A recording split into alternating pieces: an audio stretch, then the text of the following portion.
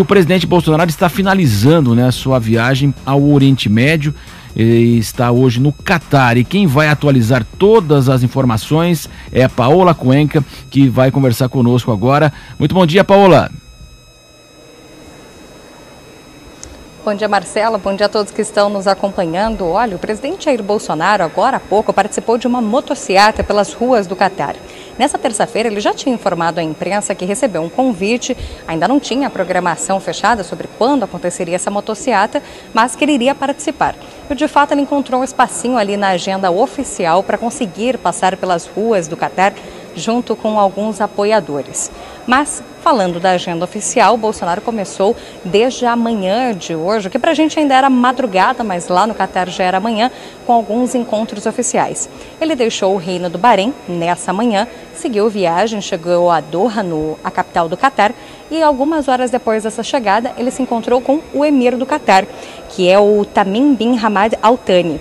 Nesse encontro, ele fez primeiro uma conversa reservada junto com o emir do Catar e depois uma conversa aberta com autoridades tanto do Catar quanto do Brasil, os ministros que estão acompanhando o presidente Jair Bolsonaro nesta viagem oficial ao Oriente Médio.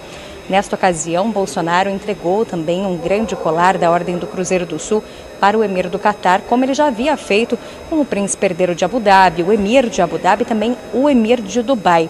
Esse grande colar da Ordem do Cruzeiro do Sul é um presente dado a chefes de Estado como uma forma de gratidão do Brasil, junto com aquele chefe de Estado que então é presenteado.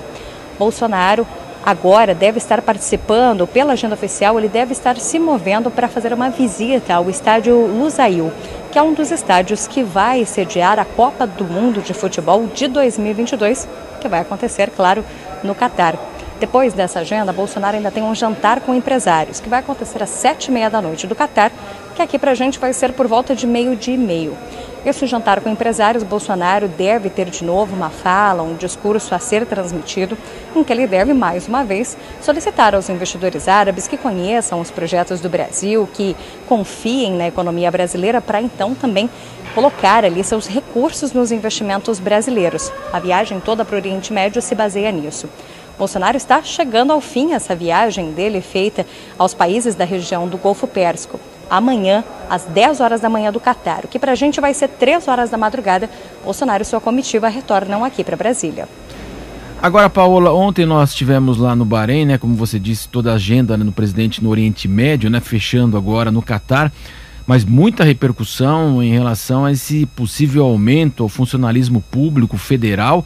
O presidente falou isso no Bahrein, que vai utilizar inclusive parte aí dos recursos da PEC dos precatórios. Essa PEC foi aprovada na Câmara, está no Senado para ser agora ter o aval do Senado para poder ter aprovação, e chamou muita atenção, no ano eleitoral, um aumento do funcionalismo, a PEC muito polêmica, furo do teto dos gastos, e agora também bancar um reajuste, e houve uma grande repercussão já no Congresso Nacional, não é isso, Paola?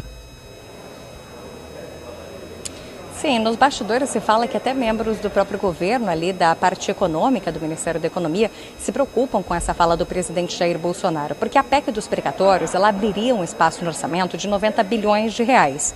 O Auxílio Brasil, que vai substituir, já substitui o Bolsa Família, ele deve utilizar 50 bilhões de reais. Essa sobra dos 40 bilhões de reais não seriam suficientes para bancar esse reajuste de salário dos servidores públicos federais. Isso numa análise prévia feita ali nos bastidores. Então é uma situação que preocupa. E é claro, como você mencionou, de fato, se muitos especialistas já apontam que essa questão do Auxílio Brasil, com valor temporário de no mínimo R$400, seria uma medida eleitoreira, agora também anunciar esse possível reajuste dos servidores públicos federais com os recursos da PEC dos precatórios, claro que também causa comoção. Até porque a gente sabe que a PEC dos precatórios, com essa questão de uma estratégia para drible no teto de gastos e também o pagamento dos precatórios das dívidas judiciais que ficam limitadas a 40 bilhões de reais e não aos quase 90 que eram necessários para o ano de 2022, essa proposta ela tem pouco apelo popular. E no momento que o presidente também fala que essa PEC pode proporcionar um reajuste do salário dos servidores federais, também pode existir aí uma tentativa de ter uma comoção maior do público, até para ter um apoio dessa PEC dos precatórios e acabar pressionando os senadores também a tratar desse assunto e aprovar a PEC dos precatórios da mesma forma que ela já foi aprovada na Câmara dos Deputados. Porque ali no Senado o trabalho é mais complicado, reuniões já estão sendo realizadas entre o líder do governo no Senado, Fernando Bezerra Coelho, e outros senadores, porque existe a intenção de fazer alterações no texto dessa PEC dos precatórios. E se isso acontecer, o processo para aprovação demora ainda mais, o que pode atrasar a concessão do Auxílio Brasil no mês de dezembro, naquele valor mínimo de R$ 400.